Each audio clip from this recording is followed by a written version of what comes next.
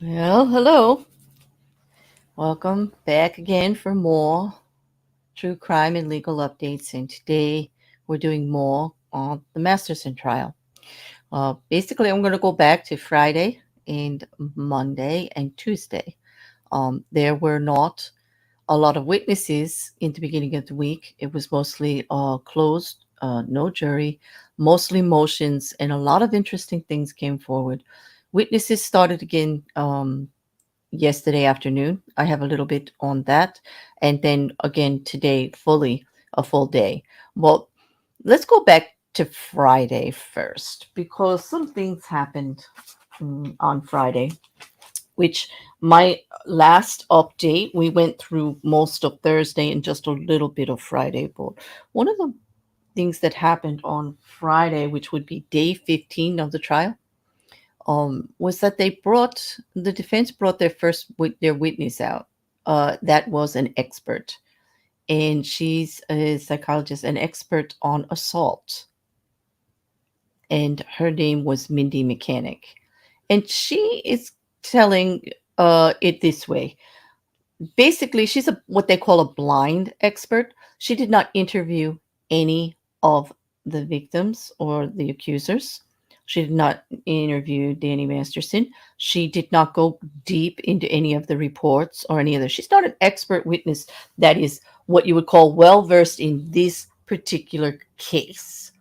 And the defense is going to cross-examine her, obviously, but Mueller, the prosecution, DA Mueller, is bringing forth this expert this way to just show the normal behavior of women who are assaulted by their partners, someone they know, which is very important. Jane Doe 1, Jane Doe 2, and Jane Doe 3 all knew Danny Masterson and were willingly within proximity of him on a basis. They were friendly, they were friends, or in the case of Jane Doe 3, they were in a relationship. Mindy Mechanic testifies that it's normal for an assault victim, when assaulted by a partner or someone they regularly know, to actually try to rationalize this behavior in some way or figure it out, or even in anger, to be in contact with the assailant afterwards. Okay. This is very important because if you'll remember in the prior week, defense attorney Cohen kept going at them like about them having contact afterwards a bit there. He's been quite aggressive in the women's behavior. Okay, and we're going to talk a little bit more about that a little farther down the line with news in regards to his defense tactics, what he is saying the women's motive is. But this was very important testimony when I heard it. Okay, and I have been listening to what other people say legally about it. But yeah, I mean, this was strong testimony from her. And even though detective, defense attorney Cohen didn't get to actually cross her because he left this cross to Karen Goldstein. And if you remember some of my other reporting and the reporting of Tony Ortega, he's been in the courtroom every single day. And, shout out to Tony Ortega. His reporting and his actual perception of what's going on in there and him putting it all forward is aiding so much in a view of what's going on inside that courtroom right now. Like, he is the source. I have his information listed below in my description, and I'm telling you, please just subscribe if you want to know more about this trial. Most of this, including what you see out from other reporters, I mean, it's all coming from Tony Ortega first. Okay, please go and subscribe to him. It's worth it. Get the email reminders. He does a little video every day of a snapshot. And if you don't know who Tony Ortega is, he has been following this on Scientology for a long time. And he not only is reporting on this Masterson trial, but all of the court cases he keeps tabs on involving Scientology. Okay. He's been a source of information for the legal documents on all these cases and the shenanigans that sometimes get pulled. I have reported on other Scientology cases about how they just fill that court with paperwork.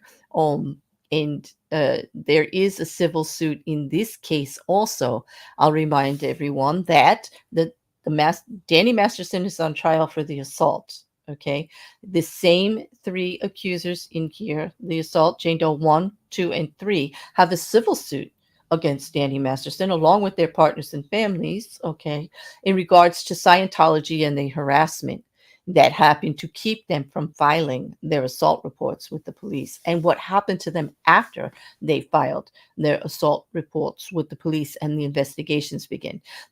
They are claiming there was a huge movement from Scientology to keep them quiet, and that they've been harassed, and that they are claiming right now they are still being harassed to this very day. And we have reported slight instances of that in regards to the unified staring of the family at certain witnesses, the holding of the stair, the keeping themselves standing while everybody else is sitting. We have heard on the witness stand one of the Jane Does say, "I don't want to go out there. Please, can I take the break in here? I don't want to go out there." Meaning that there would be someone who would approach her, either from the family or someone else. She was afraid that someone was going to approach her and intimidate her. Um, we've been talking about this back, since day one of the trial. Um, anyway, Tony Ortega, I can't say the name enough. He did make a comment that some people are using his reporting without giving him credit, and I say shame on you. Everyone is entitled to an opinion and the information, and he's free to give it. But credit where credit's due, people. I mean, you did this, just doesn't just pop into your head. It came from somewhere. So link your sources. You shouldn't be afraid to link your sources. I never am. Every article I read, every legal document, where I'm getting the sources, you're going to find that stuff down, because you all should be free to make up your own mind also. I mean, none of us have like the only opinion about this, okay, or the only view on any of this, okay. So credit where credit is due, okay. And I'll shout Tony out twice because somebody else didn't, because he definitely deserves it. So on that, day 15, that was Friday. Okay. And on Friday, we were talking about Mindy Mechanic, the expert. Okay. So defense attorney Mueller brings forward um, this information that it's not uncommon for the women to actually still be speaking to Danny Masterson in some way afterwards, to have some kind of contact with him in different scenarios. And we heard from the testimony of all three, Jane Doe 1, Jane Doe 2, and Jane Doe 3, that they did have some type of conversations with him afterwards, especially Jane Doe 3. She admitted to having relations with him afterwards and working on things and not cutting him off completely. Okay. Jane Doe 2, in regards to wondering if it was an actual relationship and trying to wrap her mind around what had happened and trying to recategorize the event into something that was within the scope of Scientology's behavioral model that she should be behaving in how she wrapped her mind around that, and how defense was attacking that, saying that that was more like, this is just revenge. This is just them speaking out against him because they're unhappy with the way their relationships ended. Um, mm, the typical defense of let's tear apart the victims here. The accusers. We got to go after them. Because we have to give the best defense possible. So we have to poke all these holes in their stories. We have to look like what their motive is. Okay. And even with Jane Doe 1, she didn't know him as well. Okay. And still, you know, still had contact afterwards, still saw him afterwards. So they were playing up on that. Okay. They also, the defense, when Goldstein went forward, though, she didn't actually go into the psychological aspects of any of this. Mindy Mechanic made her statements about how women approach this, or anyone who knows their assault victim would possibly approach this, okay? And how also she spoke about in terms of memories of the actual events, that it's not unusual that there's slight changes in the stories as far as additions being added or taken away and clarifications because trauma has happened. And she also laid down the foundation that is normal. That's not sketchy. That's not sus. That's not shady. She used normal, or that it happens more often than not. She doesn't mean normal like everyone. She just says like happens more often than not. Okay. And, you know, I have to say that that was a pretty good foundation onto the mental status of a sexual assault victim in general, and that it was supported. And the fact that she was a blind witness and had no contact with anyone, to me, added to the credibility. So I thought that it was for what it's worth. I'm not a lawyer, but I thought Mueller and the prosecution did a damn good job presenting their expert witness in that light. I thought it would be more solid. And I think it may resonate with the jury strongly. I know it resonated with me. Um, I'm not a juror, I'm looking at it from the outside, but it resonated with me that she had no contact with anyone regarding the case itself. And this is just her solid information in her expertise as a professional, dealing with these victims of assault and dealing with the procedure in general and actually having to testify. She's testified a lot in a lot of cases. Her credentials were solid. Okay. So up walks the defense for Cross. Okay. And it's not going to be Philip Cohen. It is Karen Goldstein. And if like I was started to say before, Karen Goldstein has been known to be quite aggressive, very insensitive towards the victims, and just I would say she just gets right to it. So instead of going into the testimony that the women presented, instead of going into what their psychological status might have been at the time and what they could not thought, or what would be normal, so to say, she goes right into the studies that promote this. She doesn't even attack her personal credentials that hard. She just goes right into the whole science of this being bupkis. What does that sound like? Like, to me, like, I'm surprised more people didn't say, well, that sounds like a Scientology hook. Like right there, boom, boom, boom. That just sounds like to me like it doesn't exist because I don't believe it. Okay, so she starts attacking how they get this information. If you're getting information from people that have gone from trauma, how much can you trust it? You know, she really went in on the studies that just back up the science of what Mindy Mechanic was saying. Okay, so I found that to be quite interesting. She wanted the jury to hear that, well, it's only if you believe how she studied and where she's coming from that this is an actual expert witness. Like, my mouth is open. My mouth is open. But on the other hand, what that told me is they knew better than to go there because it wasn't going to look very good in regards to going to the individual testimonies and art. Do you think that this is true or not true and all of that? They knew better. Okay. But I thought that that was pretty strong tactic on Karen Goldstein's side to try to undermine that witness. To me, it didn't play off that well. From what I'm reading on others, they also saw it as like not exactly the best move. It didn't really go as well as intended, because I do believe that Mindy Mechanic lost no credibility on that witness stand at all based on it. But I found that very, very interesting for on Friday for that testimony. Of course, we also you know, she just went after that, the basis of psychological research in general and how it's done, how the studies are done, where the information comes from. Um, some in the science community, sometimes psychological research does get a little bit of a hit, like because it is psychological research and everybody's brain is different. This is all about how, how we're feeling, more emotional, what norms there, and everyone's an individual. So it's really hard to come up with actual, what we would call normal. And you don't use the word normal. They would like majority or most or things like that, or it's not uncommon, because there's an individual. It's just as much as it's common, it could be uncommon. Okay. So it was really, really interesting, to say the least, for me. Okay. Um,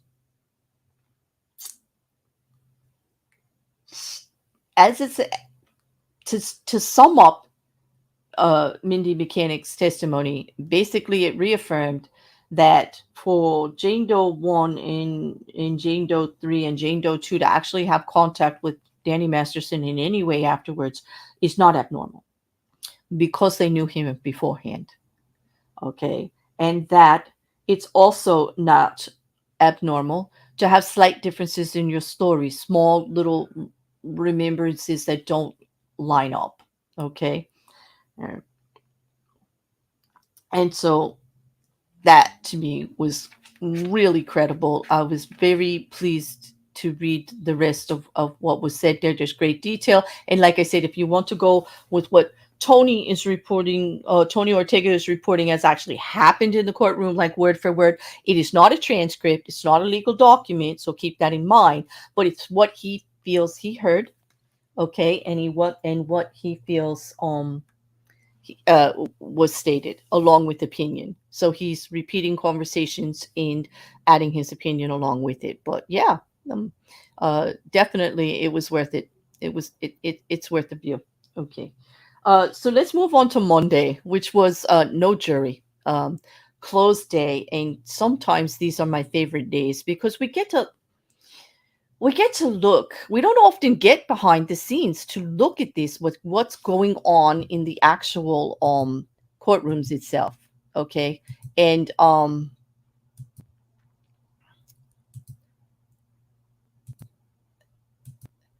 I just want to bring that bagel. Okay. So we don't often get into the actual courtroom, you know? We don't. We don't get to see what's going on with the judges and what's going on with you know, with the defense and what's going on with the prosecution, what their relationships are like inside there, how they're interacting with each other, what the jury looks like, and etc. We don't get to see that. On motion day, we get to learn a lot if we get to read the back and forth after the fact. I learned more about the back end of a trial on those days and those transcripts than I do any other. The jury's not there. Okay, so they're actually just saying what they think and where they're going and what their arguments are to a judge on what things are going to be allowed or not allowed and anything. So on Monday there was a lot that happened. Okay, and I'm going to start with Jane. I believe it was Jane Doe two's mother. No, Jane Doe's one's mother. Okay, and Jane Doe one's mother is the one who was still a Scientologist, but kind of backing away from Scientology at the time when she found out that her daughter had this unpleasant experience. Oh, they never used the R word. Mm-mm. And she just knew that it was an aggressive situation she was in. Of remember she reported to her mom about it being assaulted while she was saying no, like a jackhammer, in that she had vomited into her mouth during it, that it was so aggressive, and that she had said no repeatedly. And the mom was taken aback by this. But apparently, the mom took it upon herself and she started emailing Scientology to warn David Miscavige in particular. And there are things going back and forth in email about that. So there was a lot of discussion on what they were going to allow in and out about that. Now, the items themselves could be hearsay, is what it was turning down to, except for the fact that they collaborate that Jane Doe one's mother clearly was told a certain situation by her daughter and was repeating it, and that Scientology knew about it because they were getting it from another source besides Jane Doe one. So there is the thing that Jane Doe one says, that she went to Scientology and she did report it, and Jane Doe one's mother saying she also was making it well known. Okay. Now that sends to credibility that it more than likely the story was repeated, in that she's sticking to her guns on what her story is for Jane Doe 1, because there was some questioning back and forth by the defense all along for all three of them about, why are your stories changing a little bit, this and that, is there collusion? Lately, the defense has been focusing largely on this collusion factor, that the three of them just united their stories together and that they talked, that there's similarities. Well, yes, there are some similarities, but not a lot, as we're going to go through a little bit later. Very cleverly by the D.A. Mueller, very cleverly made this point. Well, Anyway, I thought that that was quite interesting on how they're going to prove that Scientology. Now, here's the thing: they're not allowed to say so, that Scientology knew this or Scientology knew that, or they didn't do this or they didn't do that. Judge Almeida still is right there on that line saying no, only in regards to their personal experience to Scientology will they be mentioning it. Okay, only. And I have to give it credit. This is Judge Almeida, and this is a more recent picture of Danny Masterson actually um, going in and out of the trial. That's like a few days ago. Okay. Judge Almeida is actually sticking to this line that we are not on trial with Scientology here. They are the reason the women came forward so late. They are the reason the women feel harassed and they couldn't talk about it when it happened. They are the reason there was a delay. They are the reason that this case is coming to with the three of them all together. The similarities, that is it. Okay, so they got to stick to that line. Okay, they really have to stick to it, and she's been really good about it. Okay, now she goes back and forth. She's trying very hard to give Danny Masterson the best trial that he can get, regardless of prejudice about Scientology. Remember that defense attorney Cohen brought up several times about the governor's race and about articles that would be written about Scientology, about people that were giving interviews about Scientology, and how all of that was affecting Danny Masterson, even though he doesn't get mentioned. Just Scientology does. And Judge Almeida every time says, nope, I'm not going for a mistrial on that, because just as much as there's all that bad stuff coming out by Scientology, Scientology has matched every one of those efforts with one or two or three ads of their own saying how good they are. So no, they negate each other. It's not an issue. No, no, no, no. We're not going there. Just because Danny Masterson is a Scientologist doesn't mean he can't get a fair trial. That's like saying that a gang member that comes in for murder just because they're a gang member is not ever going to get a fair trial. Okay. You are what you are, and it is what it is. Okay. We can't help some small bias and prejudice. And during the jury selection, they tried to eliminate that. So that's when Cohen and Goldstein had their opportunity to make sure that the jury was not biased, because that's who you're talking to, the jury right now, not the general public. But every time Cohen comes up or Goldstein comes up with this stuff, it's all about the general public and what we believe and all of this. And we're not the ones trying this case, okay? It will not be put into our hands to decide whether Danny Masterson is guilty or not. That's going to be the jury, okay? And they had that process to do that. And they are every day told not to go looking, not to go seeking. They are keeping them sequestered. They don't even have conversations in front of them. Judge Almeida's been very good about removing the jury, even if the witnesses need time and are upset. She doesn't want them in front of the jury in that upset manner to prejudice Danny Masterson. She immediately has them removed. She's doing what she can, to all good credit of her. I have to say, I'm quite impressed with her trying to keep the legal I's and T's, the I's dotted, the T's crossed, and keep it in lane, because this trial, they've done everything to try to derail this trial that way. I think we're up to our fourth or fifth request for a mistrial by the defense because of it, and because of something, because of the word our. They wanted to get a mistrial based on collusion because someone used the word our report instead of my report, or our testimony instead of my. Okay. It was just a misnomer from what I can see, and because nowhere else did it appear, but yeah, just a word. Remember, they did not want Scientology mentioned at all. They wanted to call it the club. And they also did not want to refer to Mr. Masterson as Mr. Masterson or Danny Masterson, but just as Danny, in a softer, lighter note, to let his personality go through. I give them good credit for trying, but Judge Almeida was like, nope, professional. It's Mr. Masterson. We will call Scientology what it is, Scientology, within this scope of questioning only. Okay. And as far as the public relations of Scientology, not her concern in her courtroom. And this is important because also during motions, they talked about other witnesses they want to bring forward. And they talked about Rachel Smith, okay, bringing her forward and back again. The defense talked about bringing other witnesses in to cross again. But there are two big hitters that are they talked about the most, and that would be, as you may have heard rumors or read articles, that the fourth victim that originally we spoke about was not going to be allowed to testify because Judge Almeida had actually removed her from the list based on time and substance, meaning like she wants to keep the trial on track based on timing, and that the information that she could provide really was only the same as what was already out there. There wasn't anything new as far as the track that the prosecution was taking and the defense, as far as the angle that they were taking. There was no new information there. Okay. Well, in regards to Jane Doe 4, and going back and forth in regards to whether this testimony is now going to be allowed, because DA Mueller requested the judge to readdress that ruling because of the line of questioning of defense attorney Cohen, where he's going with them having too many similarities, where he's going with that there could be collusion or that their motive was just money. Okay, that they have this civil lawsuit, and that is why they're doing this criminal trial.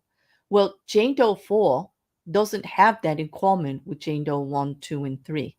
So this becomes very pertinent evidence to show that perhaps there is not collusion for that purpose. Okay, perhaps that is not the motive here. Okay, and that if there's another victim who also was never a Scientologist, so even the argument that they're doing this against Scientology because they're all ex-Scientologists now, it's all moot. Okay.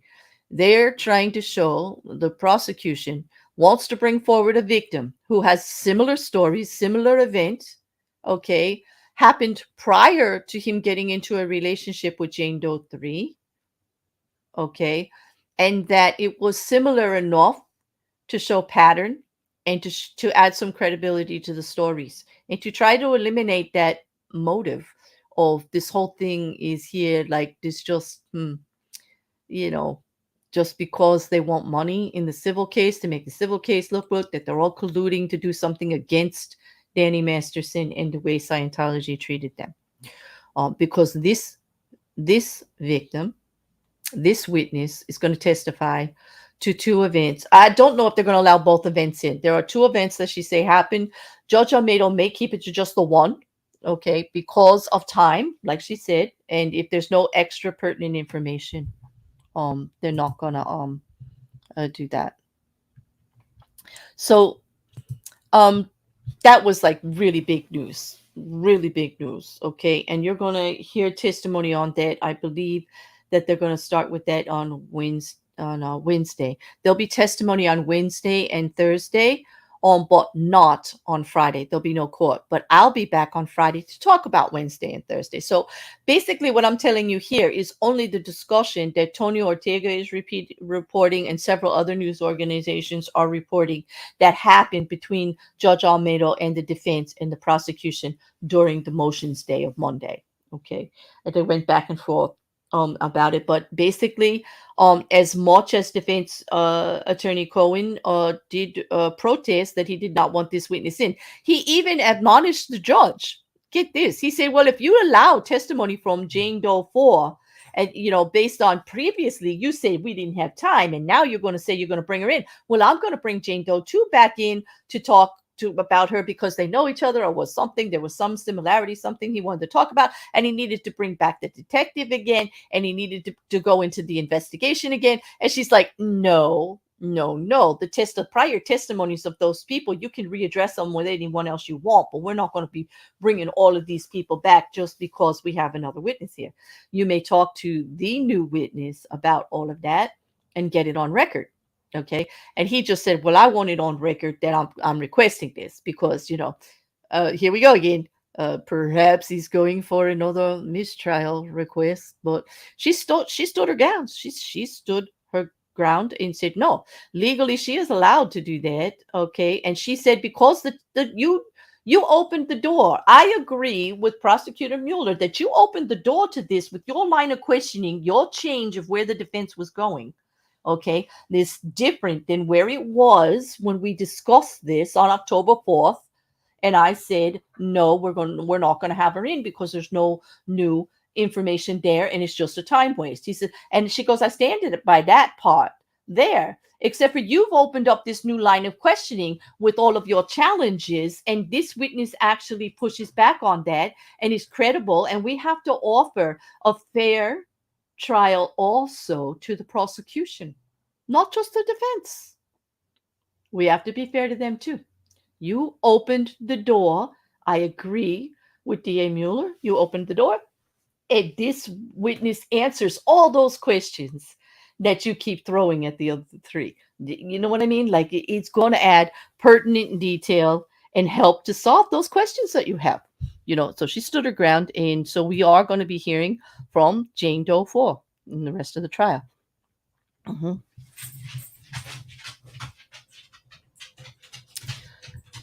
This is true, and I agree with you. Liam Wakefield says that letting the trial go after Scientology too much is a tactic to derail the trial. It is, and that is what she's trying to prevent. They are not on trial here, and she doesn't want to miss trial. She doesn't want things overturned. Okay, and I totally agree. Oh, and I didn't get to say hello to so many of you because I started right away. We've got so much information, but thank you everyone who joined. And thank you, Dick, for the reminder on the like button. Yes. Okay. Oh, this is good. Yep. That's right. Liam Wakefield, they definitely had, during voir dire, they had absolutely all the time in the world to address the issue of prejudice in Scientology against Danny Masterson. And they did. They did. Although George Almeida did keep that process quick and clean and was in a day and a half. We had a full jury and we were already having testimony, so there was that. Mm-hmm.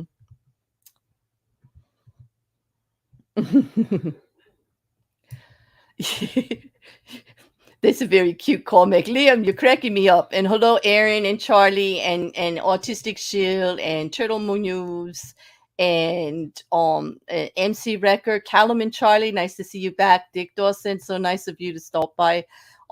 Everyone who's saying always grateful. Thank you for holding the wrench for me today. I know it's been busy. It's good to see you here. And I agree with you, Aaron. If you're a celebrity, it's kind of hard to say there's not going to be public relations and there's not going to be a whole hullabaloo about this. If you're in Hollywood, there are no fair trials. It's true. There's going to be a little bit of prejudice here. And you know what? They use it to their advantage just as well. Look at the Weinstein case. Look at what's happening down the street at Paul Haggis. I mean, all here in this night, right in this courthouse today, these are all going on every day. And the internet is full of it all day, every day. So, I kind of agree, like to that point where it's 100%. How can you guarantee 100% no prejudice, at all? Well, on that, we'll have even more interesting news that happened during these motions and discussions of the witnesses, because Lisa Marie Presley came up. Okay. But before I actually get to Lisa Marie, I want to talk a little bit about the famous couple that is involved. First of all, this is Danny Masterson and his wife Bijou. Bijou Phillips comes from the Phillips family. Mackenzie, Cheyenne. Mackenzie being a famous actress, quite a while ago. I can't remember I think it was Good Times or she was in a famous sitcom back in, I think, the 70s or 80s. Also, there's Cheyenne Phillips, who was part of Wilson Phillips musician group. Okay, who is Bijou's sister?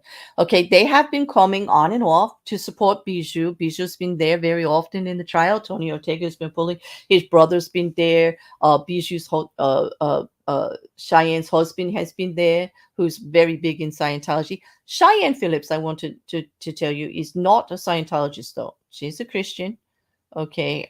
She's not in Scientology, but she's there to support the family. Okay. Um, and Tony Ortega noticed something quite well. Cheyenne, this is Cheyenne Phillips. That's Bijou's sister. Okay. Cheyenne Phillips has this website, California Preaching. And when I was going over some of the things that Tony Ortega himself and some others were saying, it did actually hit the regular news. There are quite a few articles out there. I gave you a sample of one below. That the other day, in hearing the testimony of Jane Doe 1 about the date, that didn't exactly be a date, and just not trying not to have things go very far the way you want, and the drinking and things like that. Um, she seemed to recall an incident that happened to herself. Um, she did a whole episode. It's on her website. It's on her YouTube channel. You can go check it out. But she talked about the things you regret in your life that you didn't do something about. She talked about going out on a date with someone and there was a traffic accident, and not forcefully telling the person to pull over so they could see that they were okay, because they said they were too busy to do it and somebody else could take care of it, and how it always nagged at her that they didn't do that. And it bothered her. She's talking about, the regret when you have the opportunity to stand up and do the right thing, and you didn't, or you had the opportunity to say something and you did not. And then she talks about an incident that happened to her, to where she feels that she was in a sexual situation she didn't want to be in. Now, she doesn't call it anything seriously, like, forced or this or that. But uh, I recommend you go and watch and listen to her words. It seems like she's having a reckoning here too, in regards to consent in situations and how things can turn, and how we may willingly try to oppress these things back instead of calling them the real words that they are. Okay. She says she feels manipulated in that position that she was in. She feels totally manipulated that she went back. She feels totally that she was taken advantage. And yeah, Holy Spirit activate, Christina. Yes, some of you from the shows will know that that's a very popular, and this is definitely California Preaching. Cheyenne Phillips Baldwin, married to the Baldwin, who is also uh Mc- mm, I just recommend you go read it. I don't want to prejudice you about what I think I'm hearing when she tells the story. But I want you guys to go and look for yourself. But it was quite telling that she listened to all that testimony and then went and did that podcast afterwards. She'd been there. She hadn't been there.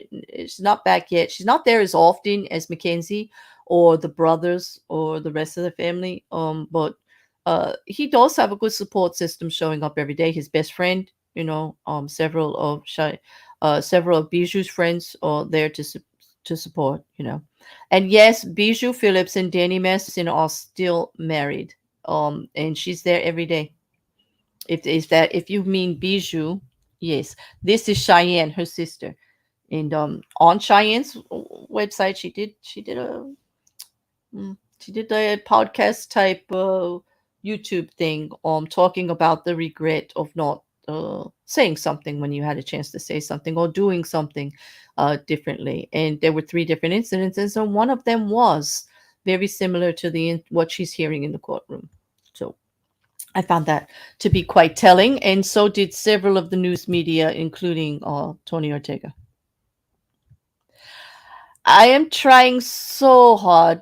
Thank you for noticing, Erin. And yes, this is important to me, because if I'm going to keep reporting on the legal part of things that I truly love, and I have a passion, no doubt. I wouldn't be out here if I didn't have this passion for the legal system and how it works, and actually the lawyering itself that happens in that courtroom, the writing of the brief. I read briefs and I enjoy it. Most people think it's boring. I learn more about an attorney and their style and their process in a case just reading the footnotes, for crikey. But I'm telling you, I do try to remain visibly neutral. I want you all. I do have my opinions, and those of you that talk to me privately, it leaches out. Yes, it does.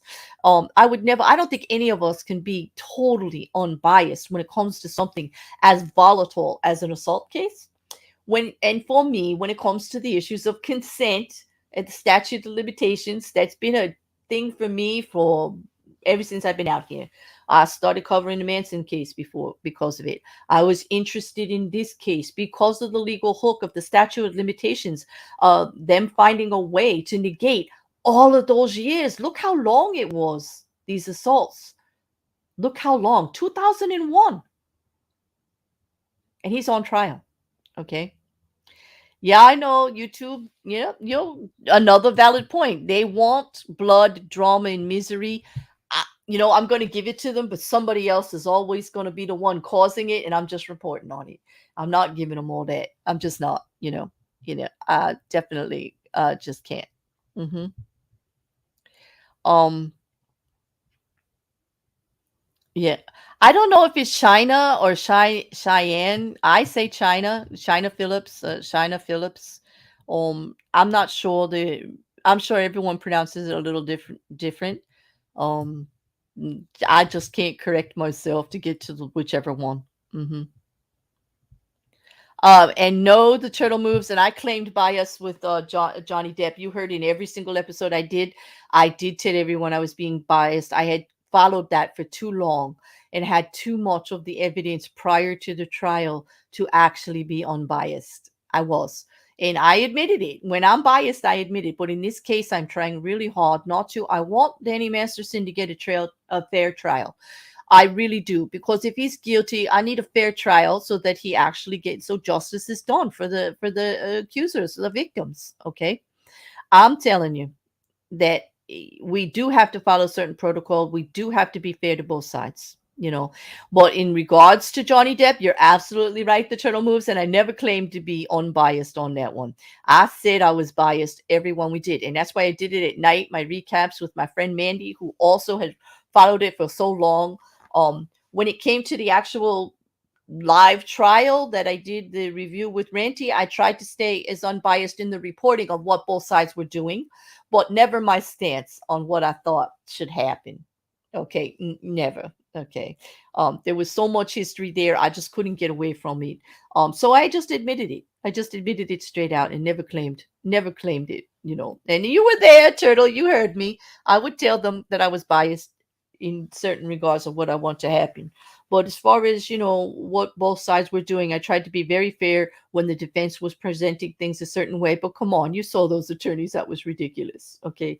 And here I'm also having a little bit difficult with the way that they are attacking people on different levels. Okay. Well, anyway, this was just an added caveat to the reporting. It's not really going to affect the case in any way whatsoever. Okay.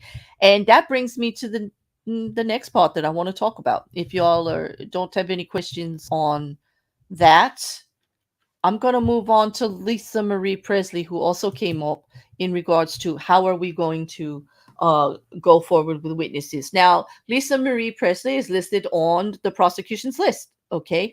They wanted to play. Apparently, they were talking about it last week. Okay. And defense attorney Cohen brought up, I need some time because there was an interview that was just done.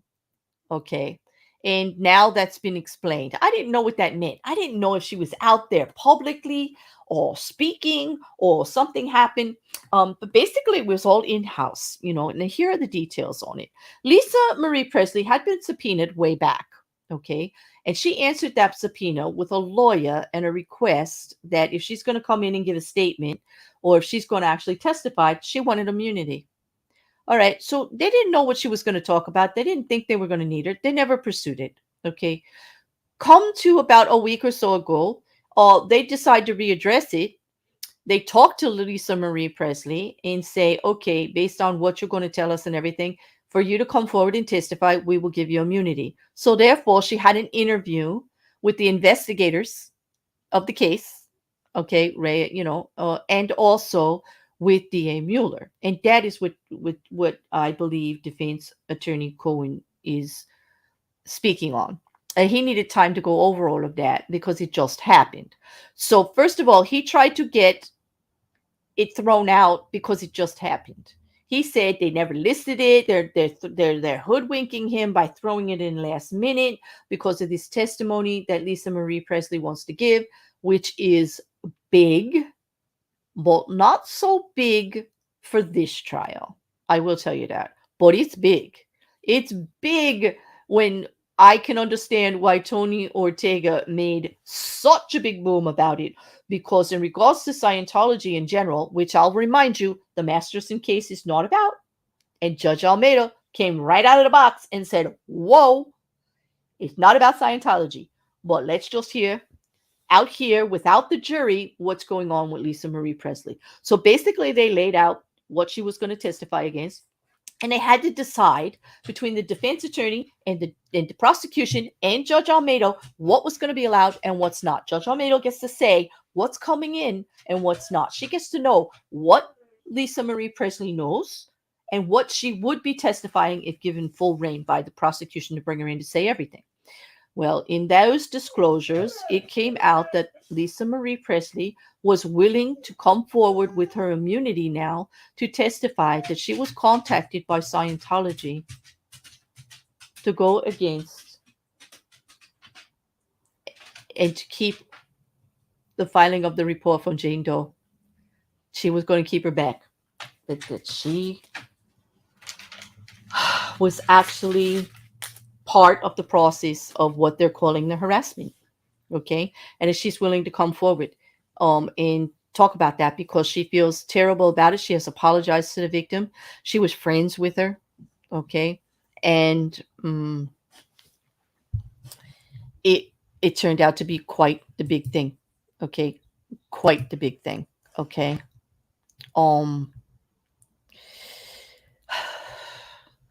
It was very big because that means the civil suit. If you look at it legally, okay, Lisa Marie Presley just confirmed that what everyone's claiming happened, and this is part of how they go back.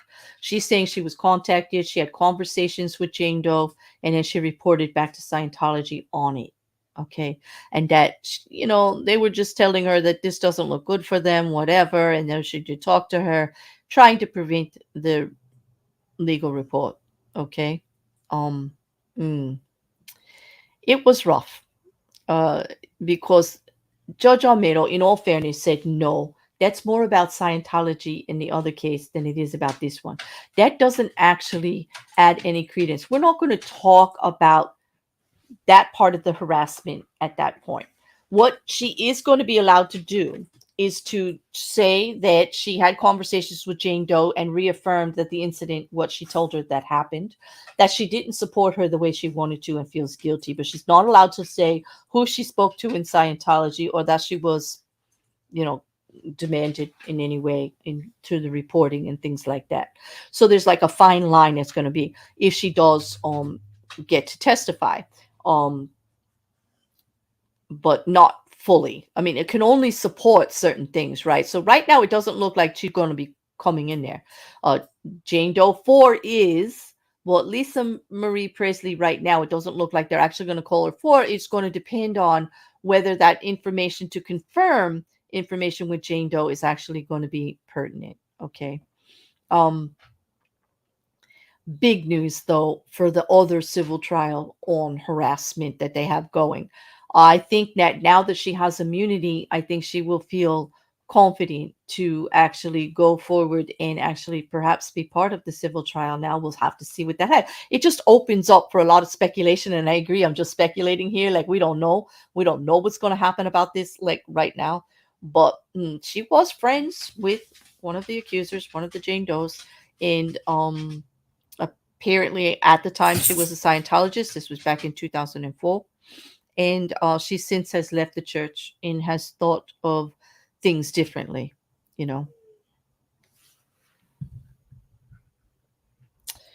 It's a good question. That's a good question, Liam. Even if the context was that the events occurred between Scientology members, does that make it about Scientology? No. She's allowing the conversation that she had. She said it would be okay if she talks about what her and Jane Doe talked about and how she relayed the event to her and what she felt about it and what she did about it, but not the other part about her instruction for this and that and further conversations that were meant to keep Jane Doe from testifying, uh, or reporting the incident rather. Okay. Um, And Christina says, I think the judge is doing a great job of trying to avoid anything that could cause a mistrial. She really is doing it, and it's very difficult. The Scientology issue alone, because they keep saying it's about religion, and no, it's not about religion. It's about holding somebody's personal right to report a crime back, or actually violating somebody's personal space with harassment. There's accusations of killing dogs, all kinds of stuff. But that's in the civil.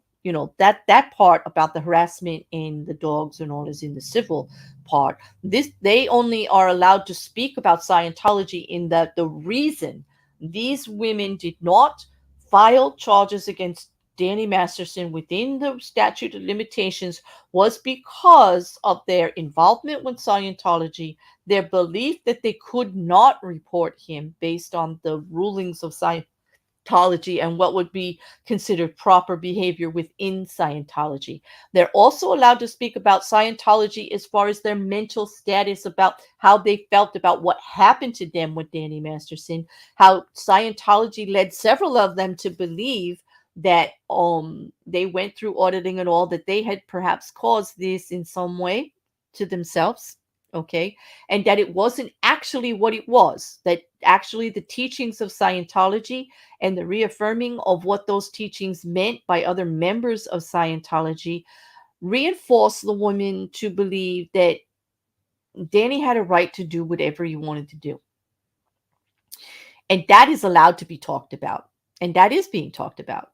Okay. And that's why they brought Mindy Mechanic in as a blind witness. They didn't want to say, oh, she's going to speak on how Scientology made a culture of assault. That's not going to happen. Okay. That is not what this case is about. Okay. They wanted it to be about the delay. They wanted to be about the mental status of the women and what they were, their relationship with Scientology and what Scientology had them believing at the time, but not exactly go into the other ends of it, tit for tat, because they're not the ones on trial. Okay.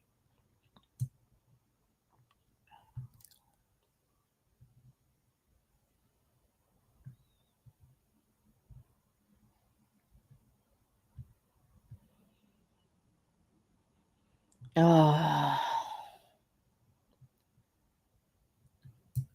there's a lot of entitlement. Liam says there's a lot of entitlement based on the beliefs. I guess so in the Scientology and on it. Yes, I do believe so. And I do I agree with your statement there too, Aaron, that but I don't necessarily think that just believing Scientology makes them any different than you or I. We all look for something, at some time. And they did leave later, and I really don't want to hold it against them, actually. And I know it's hard when we're looking at it from the outside to see, look at all the damage that they caused, you know. Uh, Look at all the damage that they call. And I agree with you that Liam, Aaron and Liam are having this discussion about Scientology here in the chat, and I actually agree with this. Scientology is definitely on trial socially, and as far as Twitter concerned, all right, as far as YouTube is concerned, as far as many of the things that are coming forward and leaking out about the trial. Socially, Scientology is on trial about it, even though it's not being mentioned specifically in the court. But Judge Almeida's responsibility is not to Scientology's reputation, nor is any of the reporting. Okay, it's not. All right, and they're going to, like you said before, everybody likes what? Blood, drama, sensationalism. I get it. I really, really get it. I know, as much as that's what I'm getting to. It's not so much Scientology. It would be anyone that famous, any organization, anything to do with Hollywood and splashing it about, definitely, definitely. Well, anyway, I do agree that socially they're out there and it is, but that's not Judge Almeida's problem. She's doing a real good job of keeping that part of it out of the courtroom so that the mistrial and we could try to get as fair a trial as we can, and that everything goes. I mean, she runs a tight ship. She really does. Okay. So I'm going to go a little bit longer because I do want to report on what witnesses we did get. Okay. the next day. Mostly the detectives. We had Javier Vargas and we had Detective Reyes again. Now, when Detective Reyes was up there again, um, it came to light that they were trying to, it came to light that Jane Doe 3, in her testimony, she came to light that she became very suspicious of Detective Reyes. She was very uncomfortable with how she was acting, how she was talking to her, how her witnesses were not being talked to. They brought up Sean Fabos, remember, and how long it took for them to get to them. They never even talked to him, for the longest time. It was other detectives that saw it in the report and actually followed up. That Detective Reyes perhaps was not actually doing her best for the accusers, okay? And the accusers are actually stating that that's why they started talking. It wasn't because of Danny Masterson. Well, in general, it was that they were out to get Danny Masterson. It was because their case was not being handled properly, or that's how they felt, that their case was not being handled properly, that it was being stonewalled, that there was more that could be done and should be done in regards to the handling. There were witnesses that needed to be addressed, things that needed to be done, and it wasn't. There were delays. Interviews weren't happening. That all came to light when she went on vacation. In one of the Jane Doe's cases, didn't even get pulled in because it got dropped by the prosecutor because it didn't fit the window of time, because Detective Rios, instead of scheduling with Jane Doe 1 around it or causing the prosecution, she let the ball drop because she went on vacation. Now, instead of handling it beforehand, or at least making arrangements to handle it when she got back, they just went on vacation. And, if I was a Jane Doe, I would be a bit upset about that myself. But anyway, Jane Doe 3 had sent an email to Reyes, mm, talking about her displeasure in the handling of it. And she also copied the letter. It was an email or a letter. I forget which one, but it was a written document, and she copied it to her supervisor in complaint. Okay. And that may have caused a little bit of trouble for Reyes. So they were talking about how she was treating her afterwards. Okay. And the things that she remembered and the things that she followed up on, and that she may have felt a little put off by Jane Doe 3 after that. And so it just came to light on that, because here's the thing. Defense attorney Cohen keeps focusing on the fact, was it a slap or a hit? When Jane Doe 3 says, or Jane Doe 2, the one that says that they were slapped or hit in the head when they pulled his hair. Okay. That incident probably never happened because they can't decide where he hit them, how they hit them, that it just never, whatever. And it's not true, because when they read the testimony back, it is not what the Jane Doe said. It is that they just answered yeah to something that Reyes said. So Reyes was making the assumption that it was probably somebody, that it was probably a slap, because she said it wasn't a closed fist, but it wasn't an open hand. It was like in between. And she can't say if it was directly on her face or her head, like it was in the general vicinity. And, she remembers getting hit. And I think that's the important part. And I know that they need details and all, but they keep focusing on that little part of it. And it's not even what Jane Doe said. It is what the detective said. The detective is actually feeding into that one line, and that became evident in the cross from D.A. Mueller when he brings that part out. It also became part of the cross of defense attorney Cohen when he approached Jane Doe with it, and she said, "It's not what I said." I said, "Yeah." Like, what I said was, yeah, I just agreed because I wasn't sure. I was upset. I was just answering questions. Whatever they asked me, I tried to answer as honest as possible. And she kept saying that over and over again. I remember that was striking. Absolutely striking. He tried to unsettle her with it, and he couldn't waver on it. When given the transcript, she clearly pointed it out right away. That is not what I said. That is what the Reyes said. Okay. There was also testimony from Javier Vargas. Okay. And there was from Friday there was Mariah O'Brien who testified, and the interesting thing about that was that it is in support of of the Jane Doe's testimony and everything going back and forth. And she is actually married to uh, a very committed, what was known to be at the time a committed Scientologist, Giovanni Ribisi. Well, their daughter actually, and Tony Ortega, just as a side note, had reported that their daughter had used a fake name and done a broadcast reporting that, Giovanni Ribisi may not actually be as strong a Scientologist right now, that he was having doubts and blah, blah, blah. Her father, she kept saying, but she never mentioned his name. Well, the rumor mills circulated and they all kind of identified her, and that all came out. But on there. Well, basically, in regards to the testimony of Reyes and Vargas, is basically about the witnesses that were or were not testified, along with the reporting, because defense attorney Cohen keeps going on the report. Like, does it say this in the report? And did Jane Doe 1, 2, or 3 say this, that, or the other thing? And here's where it comes to where I want to actually say that D.A. Mueller did something that I thought was very credible and very smart. Okay, he's looking at defense attorney. What I perceive is that he's looking at what defense attorney Cohen's point is that there's slight changes in their stories here and there, and that they may have colluded together, and that's what that means.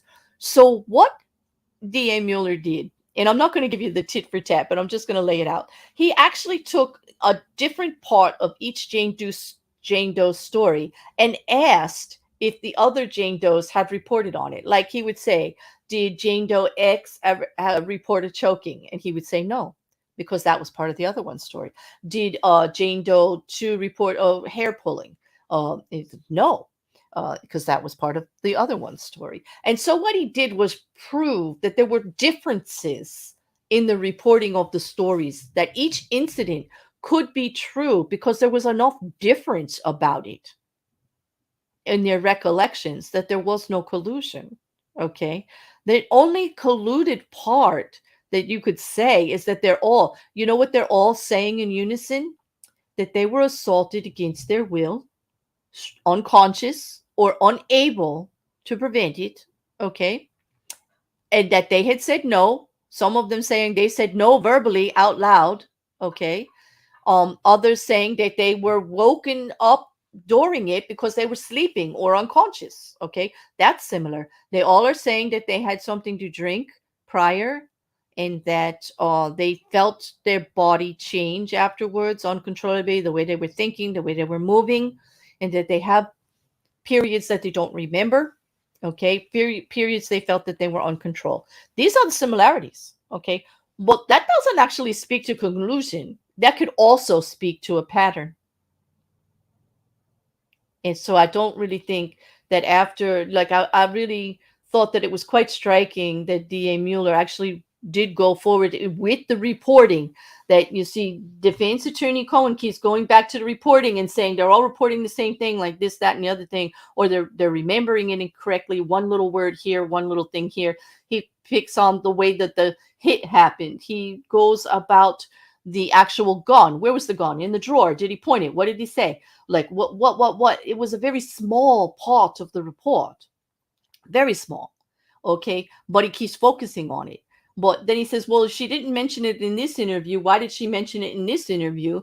And actually, they came forward and they said, Vargas came forward and said, but I actually did a gun check on him in the book. So that could be that I didn't put it in the report, but I believe she mentioned it because I did a gun check on Danny Masterson with that interview.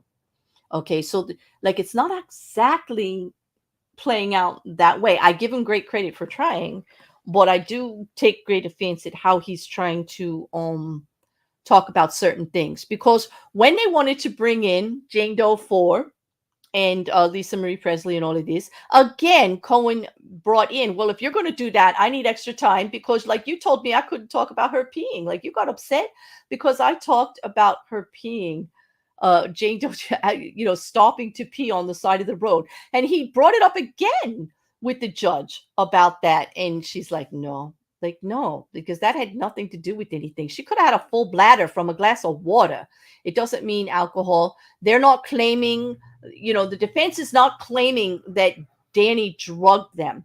They're only talking about the women's state of mind in regards to how they felt. No one has said, because there is no toxicology reports, okay? They're not going to come out and claim that if they can't back it up.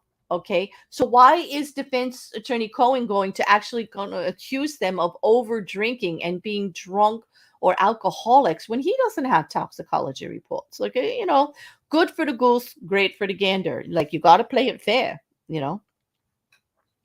Honest, like, um, oh, welcome, Mocking Ox, Jujubee. Nice to see you all. I'm Sean. Thank you so much for being here. But on that, I'm just gonna go through. That pretty much is the sum up as of yesterday. I'm not gonna go over the testimony of today until Friday. But it is getting quite interesting. Very, very, very, very interesting. I love the closed door aspects of the motions. And again, I got to give great credit to Tony Ortega. You're going to get tired of hearing his name, but I'm going to keep saying it because he deserves all the credit for getting this out there. There are other reporters in the court going on that are also out there. There's articles, but again, Judge Almeida, outstanding, outstanding, outstanding in trying to keep it right down there, running a fast court. She does believe at the end of this week, probably the beginning, they're going to be switch over to the actual witnesses of the defense. Okay, they're going to start on the defense side. And one thing I did want to note also is that during those motions that were having, they were talking about what witnesses the defense was going to put up. And remember, they only listed Danny's assistant and 3 of the expert witnesses. And he actually he's like dwindling it down. It might be just 1 or 2 that he brings forward. You're not going to bring all 3. So that was quite interesting too. So that should go pretty quickly. There's a couple of crosses they still had to finish up with, but we should hear. I do believe that Jane Doe 4 was today. And then tomorrow, if they're going to allow anything in regards to the limited testimony, if the window gets open for Lisa Marie Presley, there's a few others that still had to wrap up on cross, and then it's going to go over to the defense. But yeah, we'll be back again on Friday at 4:00. Oh, let me just see. Let me just check for any questions you might have.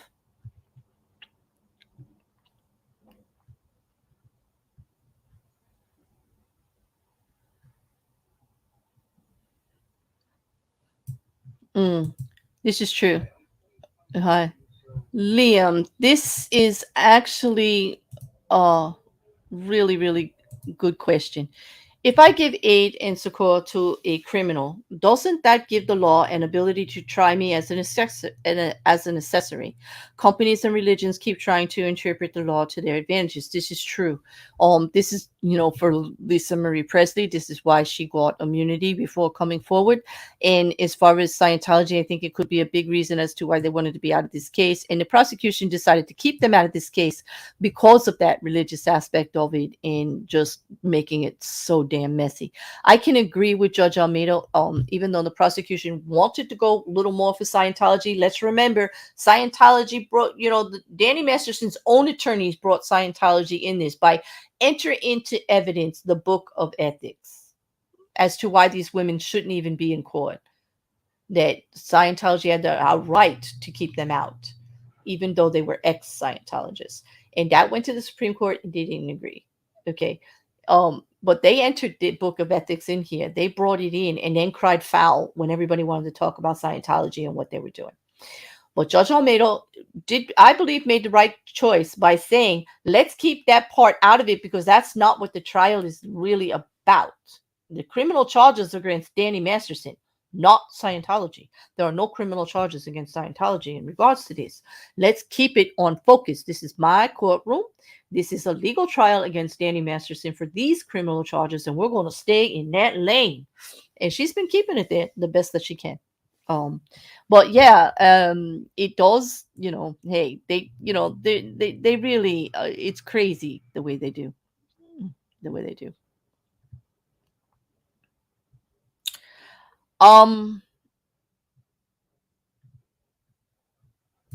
Well, they're all being sued civilly. Okay. Um, and I think if there was evidence that there was like, I think they would actually name the corporation and the people that actually did it that were members of it if they did. But I'm not sure that the corporate entity itself could have been part of the criminal trial.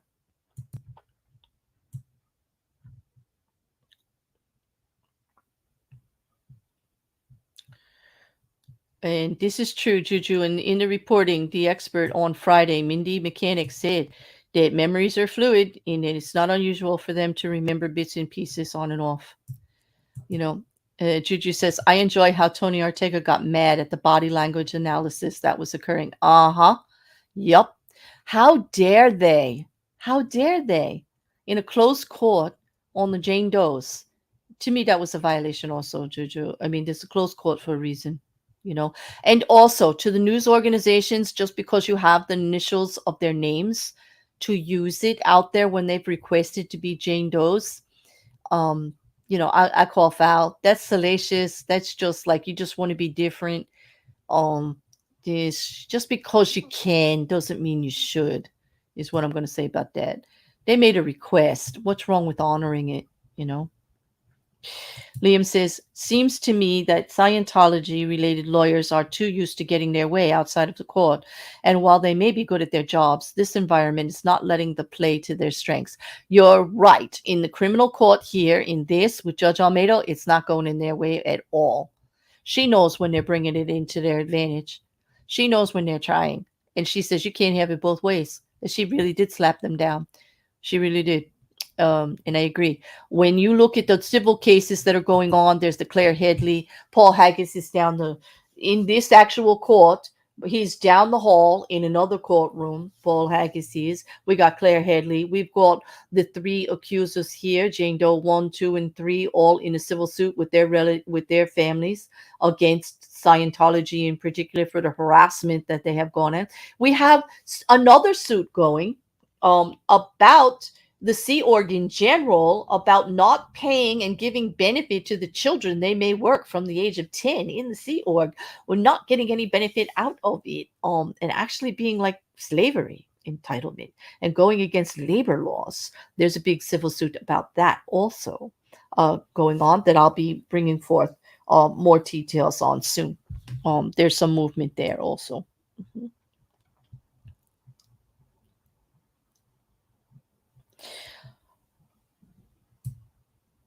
Mhm. Well, Ox, I don't know if it's just women judges, but many of them are hardcore. Hats off to them. Never stood in front of one. Many a man. Hope I never did. Okay. But I don't know if it's because she's a woman, but she's just very even, Tim. I'd have to say in some of the other legal trials that I'm following, like Judge Warner over in Murdaugh, uh, no, Judge Warner over in Letitia Stosh. That's a male.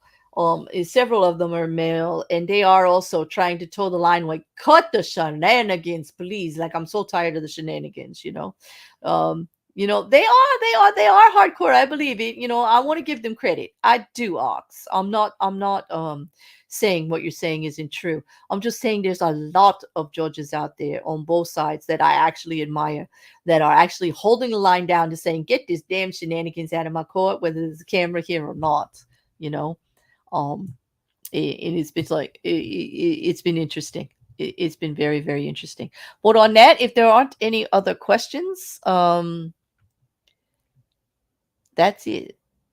The one on the Brooks trial, the guy that ran through the parade.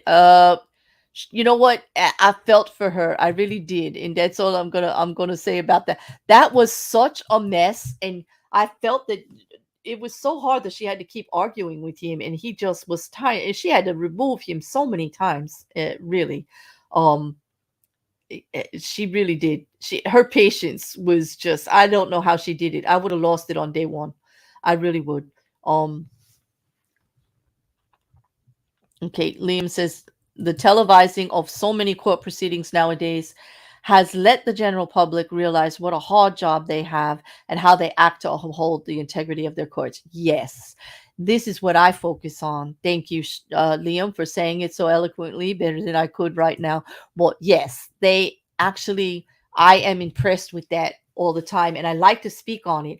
I like to speak on when I see that integrity there. I did in the Johnny Depp trial with that judge trying to hold force while we have to admit both sides on the Johnny Depp trial. There was a lot of shenanigans there.